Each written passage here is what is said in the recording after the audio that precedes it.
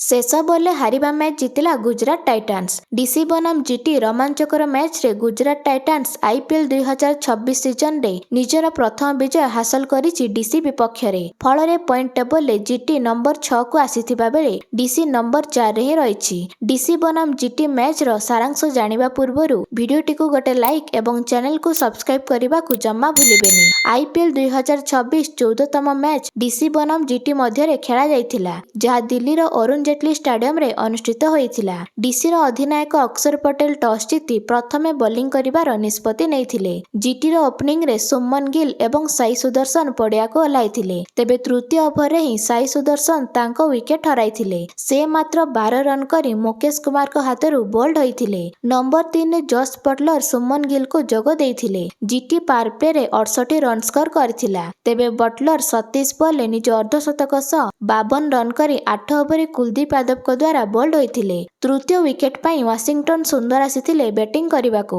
Washington एवं सुमन Gill 60 ball 104 run बड़ partnership करथिले। तेबे इंजुरी रु फेरी सुमन गिल एई सीजन रे निजर प्रथम अर्धशतक हासिल करथिले। गिल 45 बॉल 70 रन बड़ पारी खेलिथिले। से 4टी चौका 5टी छक्का मारिथिले। 18 ओवर जीटी रो स्कोर 183 रे थिबा बेले दलर तृतीय विकेट पड़िथिला, जेउथिरे लुंगिंगडी सुमन गिल को आउट करथिले। सेहीपरि वाशिंगटन मध्य निज अर्धशतक पूर्ण करने सह 32 बॉल 55 रन पारी खेलिथिले। तेबे वाशिंगटन सुंदर को यह आईपीएल क्यारियर रो प्रथम अर्धशतक। से शेष ओवर मुकेश कुमार को हाथरू आउट होई पेविलियन फेरिथिले। तेबे जीटी 4टी विकेट हराई 210 रन करथिला। 211 रन टार्गेट को पिछा करी डीसी 8 विकेट हराई 209 रन करथिला। डीसी दलर ओपनिंग विस्फोरक पारी सह आरंभ होइथिला, जेउथिरे निशांका एवं केएल राहुल को 76 रन पार्टनरशिप थिला। पाथुम निशांका 24 बॉल 41 रन करथिले। से 6टी चौका गोटे छक्का मारथिले।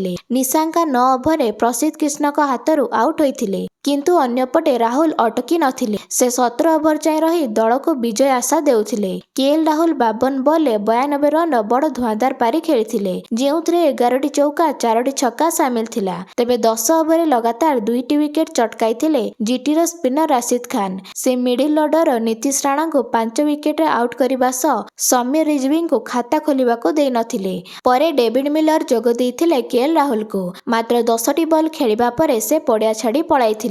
तेबे मैच रो प्रथम इनिंग्स रे अभ्यास पिच रे बैटर साई सुदर्शन को कवर ड्राइव को बाउंड्री जीवा पई रोकिबा बेले डेविड मिलर को डाहाण हाथ रे आघात लागिथिला, जहा पई से रिटायर्ड हट होई पेविलियन फेरिथिले। तांको परे अधिनायक अक्षर पटेल आसी 2 रन रे राशिद खान को हाथरू आउट होइथिले। सेही परी 17 ओवर लगातार 2टी विकेट पड़िथिला, जहा कि ट्रिस्टन स्टब्स एवं केएल राहुल को थिला। तेबे स्टब्स 7 रन करी रन आउट होइथिले साई सुदर्शन को हाथरू। एहा परे केएल राहुल मध्य मोहम्मद सिराज को हाथरू आउट होई पेविलियन फेरिथिले। एहा परे डीसी रो कोनोसी बैट्समैन दल रे नथिबारु मिलर वीरत्वपूर्ण भाबरे बैटिंग करबा को फेरिथिले। अन्यपटे विप्राज निगम तांको सहयोग करथिले। तेबे शेष ओवर जीटी रो प्रसिद्ध कृष्ण बॉलिंग करबा पे आस्थिले। शेष ओवर द्वितीय बॉल विप्राज निगम आउट होइथिले। तांको परे बॉलर कुलदीप यादव बैटिंग करबा को आस्थिले। मात्र चतुर्थ बॉल डेविड मिलर एक छक्का मारी मैच टी रो गति को दिल्ली कैपिटल सपक्ष को फेराई आनिथिले। तेबे परिस्थिति एपरी होइतिला जे